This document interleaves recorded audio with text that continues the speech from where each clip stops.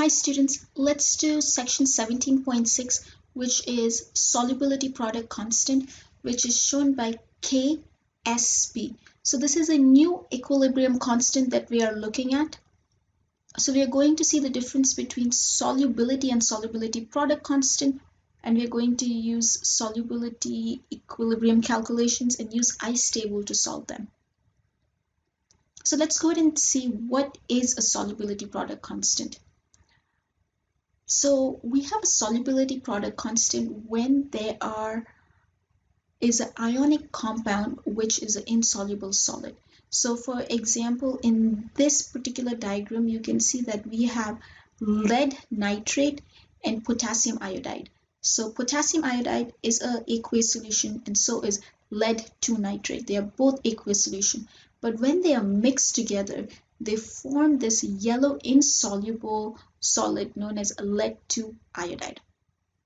So lead 2 iodide is insoluble solid. However, it is in equilibrium with the ions it's composed of, which is lead 2 ions and iodine ions.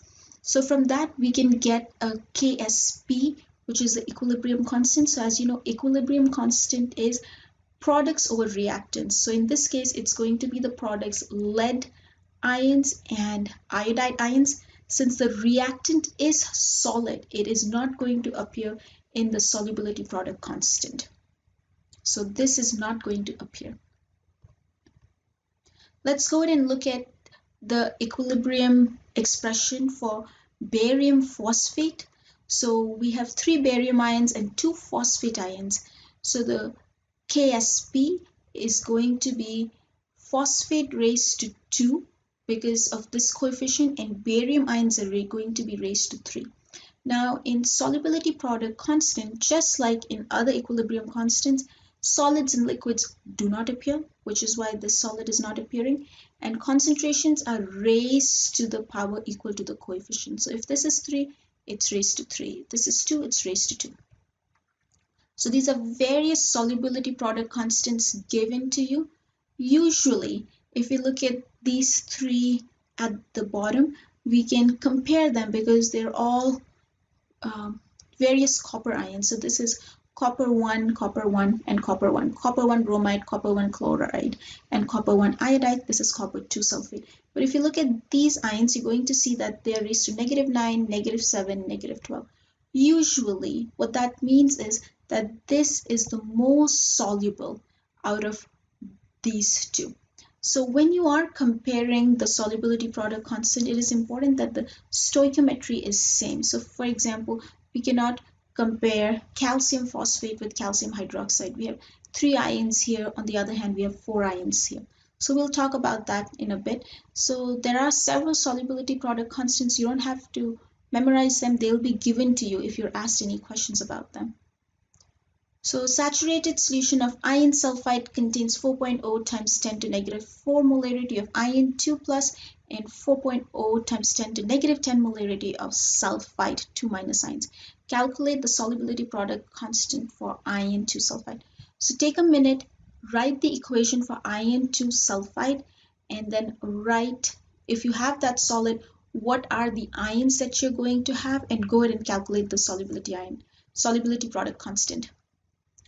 So this is what you should have got as the equation, and we are just going to plug in the 2 values that we were given in place of iron and sulfide to get this as our solubility product constant. So as we are doing problems, please pause the video and go ahead and do the problems yourself. So solubility product constant is a measure of a compound's solubility. Lower KSP values are indicative of lower solubility, but only when comparing compounds that produce the same number of ions in solution. So for a good example is calcium sulfide and magnesium sulfide are comparable because these solids dissociate into 1 cation and 1 anion, so total of 2 ions. However, KSP value of calcium sulfide and sodium sulfide are not comparable because sodium sulfide dissociates into 2 cations and 1 anion, so 3 ions in total. So here's a question: use the KSP values to predict relative solubilities of these three compounds. So here are the three compounds given to us. So we can see that the one with the lowest one is going to be most soluble, followed by this and followed by that. So that is the answer. So what is the difference between KSP and solubility? KSP and solubility are not same. KSP is calculated from the KSP expression. Solubility is the amount of substance that's dissolved in a saturated solution. Molar solubility is the amount of moles that can be dissolved in 1 liter of solution. So molar solubility is the same as molarity, because molarity is moles in 1 liter of a solution. So that is what molar solubility is. So let's go ahead and look at an example of how to calculate molar solubility of calcium hydroxide. So we again make an ice table. So if you have calcium hydroxide, we write the two ions it forms. And initially we have excess of this solid calcium hydroxide and zero ions. As time goes on, some of the calcium hydroxide breaks and forms the ions. So we have plus X here and plus 2X over here. So our KSP, as you know, is going to be calcium ion times hydroxide ion raised to 2. So we put X times 2X square, getting 4X cubed. So now if you want to find molar solubility, because if you remember, X and 2X are actually molarity at equilibrium. So if you want to find the molarity of equilibrium, or if you want to find the X, so if KSP is 4X squared, then X square, X cube is going to be KSP divided by 4, and X is going to be the cube root of all of it. So calculate the molar solubility of barium fluoride, and we are given the solubility of barium fluoride. So take a minute, pause the video, and see if you can solve this question. So the very first point you should do is take barium fluoride and go ahead and write the equation. So you should have barium fluoride gives barium plus 2 fluoride ions, and then put all the values in the ice table. So we have 0 initially, plus X, plus 2X, and finally this is our equilibrium concentration. Since we know the KSP, we can say KSP is equal to barium plus fluorine raised to 2. And we know KSP is 1.84 times 10 to negative 7. So we end up having 4x squared times x. So 4x cubed is equal to 1.8 times 10 to negative 7. And then we'll have to go ahead and take the square root of it to get a value. So the amount that we get over here, that is the molar solubility of barium fluoride. Okay, here's another question. The solubility of barium nitrate is 27.50 grams per liter. Calculate the KSP. Now, the value that's given to us is grams per liter. We need moles per liter, which is molarity. So we need to convert these grams into moles. So we have to find the molar mass of barium nitrate to do that. So 1 mole of barium nitrate is 261.33 grams. So using that, we can convert that to molarity. So now we can go ahead and make a ice table. So in the ice table, we end up getting at equilibrium, we have X barium and 2X for the nitrate.